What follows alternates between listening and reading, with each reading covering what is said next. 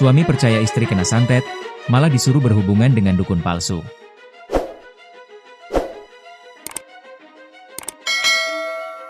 Lantaran percaya sang istri terkena santet, seorang suami di Kabupaten Bengkalis, Riau, inisial RR, 28, menyetujui sang istri inisial ST, 20, berhubungan dengan dukun palsu. Tak sekali, bahkan dukun palsu inisial ZM, 42, itu berhubungan dengan ST sebanyak 3 kali. Dan semuanya berdasarkan persetujuan sang suami. Padahal, pengobatan yang dilakukan ZM itu adalah modusnya agar bisa berhubungan dengan ST, istri dari RR. Kejadian di luar nalar itu terjadi tepatnya di Kecamatan Mandau, Kabupaten Bengkalis, Riau. Seorang wanita berinisial ST, 20, menjadi korban pencabulan oleh dukun berinisial ZM, 42. Kini, RR juga telah ditetapkan sebagai tersangka bersama si dukun. Aksi sang dukun bak Walid di dunia nyata.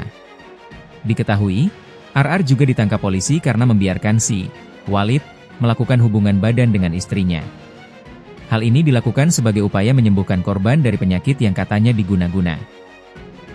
Kapolsek Mandau, Kompol Primadona mengungkapkan, pelaku ZM melakukan pencabulan dengan modus pengobatan. Pelaku menyebut korban kena penyakit guna-guna. Di tubuhnya ada paku karena disantet. Ini adalah modus pelaku melakukan tindak pidana asusila. Korban sudah 3 kali melakukan berhubungan badan dengan korban, kata Primadona di Bengkalis, Jumat, 4 Juli 2025, melansir dari kompas.com. Lebih lanjut, Primadona menjelaskan kejadian itu berawal pada Juni 2025. Saat itu, RR membawa istrinya ke rumah ZM karena mengaku bisa mengobati penyakit. Setelah bertemu, ZM menyebut, di dalam tubuh korban ada santet berupa pakai dan ulat. Untuk mengobati korban, pelaku menyarankan untuk mandi taubat tanpa busana. RR selaku suami, malah menyetujui dan ikut menyaksikan istrinya dimandikan telanjang oleh ZM. Tak sampai di situ, cara pengobatan ZM semakin tak masuk akal. ZM menyuruh RR melakukan ritual transfer ilmu batin pada malam hari.